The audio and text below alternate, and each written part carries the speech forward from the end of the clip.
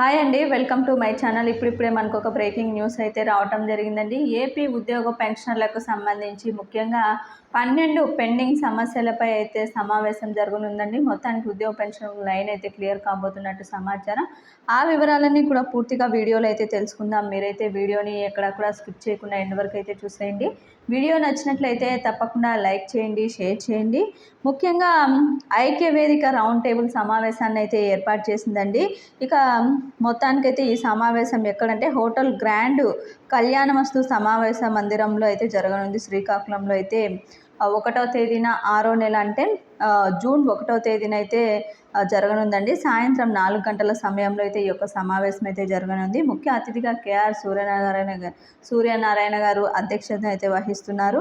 ఇక ఆంధ్రప్రదేశ్ ప్రభుత్వ ఉద్యోగుల సంఘం మరియు చైర్మన్ ఐక్య వేదిక Shri Karanam Harikrishna, co chairman Baji Pathan, secretary general మరియు రాష్ట్ర స్టీరింగ్ కమిటీ సభ్యులు హాజరు కానున్నారండి. ముఖ్యంగా 12 సమస్యలపై అయితే వీళ్ళైతే ఈ యొక్క ముఖ్యమైన నిర్ణయాలు అయితే తీసుకోబోతున్నారు. ఉద్యోగ పెన్షనర్లకు ఉన్నటువంటి 12 సమస్యలపై అయితే పోరాటం అయితే చేయనున్నారు. ఆ 12 సమస్యలు ఏంటో కూడా తెలుసుకుందాం. ముఖ్యంగా సిపిఎస్ను, జిపిఎస్ను పూర్తిగా రద్దు చేసి ఓపీఎస్ను పునరుద్ధరించాలని చెప్పి వీళ్ళ ఫస్ట్ ఎజెండాగా అయితే పెట్టుకున్నారు. అదేవిధంగా 12వ పిఆర్సీ సత్వర అమలు, సకాలంలోనే డిఏలు ఖచ్చితంగా చెల్లించాలి అని చెప్పి, ఇక 25,000 కోట్లకు పైగా ఉన్న పెండింగ్ పిఆర్సీ, డిఏ బకాయిలను, ఎస్ఎల్స్ను, ఏపీజీఎల్ఐ బకాయిలు వెంటనే చెల్లించాలి. 1వ తేదీనే జీతాలు కానీ పెన్షన్లు కానీ చెల్లింపులు జరగా విధంగా చట్టం తేవాలి.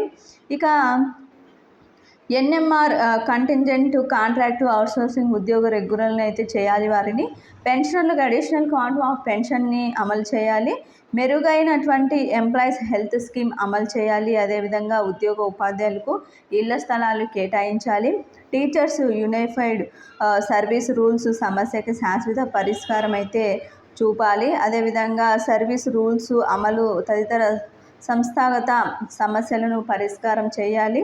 ముఖ్యంగా ఏపీఎస్ ఆర్టీసీ ఉద్యోగుల విలీన సమస్యను పరిష్కారం చేయాలి. ఉద్యోగ ఉపాధ్యాయ సమస్యల పరిష్కారానికి చట్టబద్ధమైనటువంటి వ్యవస్థను ఏర్పాటు చేయాలి అని చెప్పి వీరందరూ కూడా ఈ యొక్క 12 సమస్యలపైన అయితే కీలక నిర్ణయాలు తీసుకోబోతున్నారండి.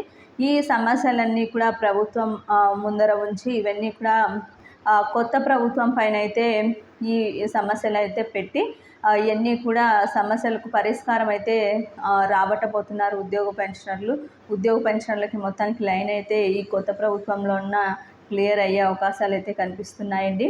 మొత్తానికి ఈ సమస్యలపైన జూన్ 1వ తేదీన ఈ సమావేశంలో కీలక నిర్ణయాలు అయితే తీసుకోబోతున్నారు.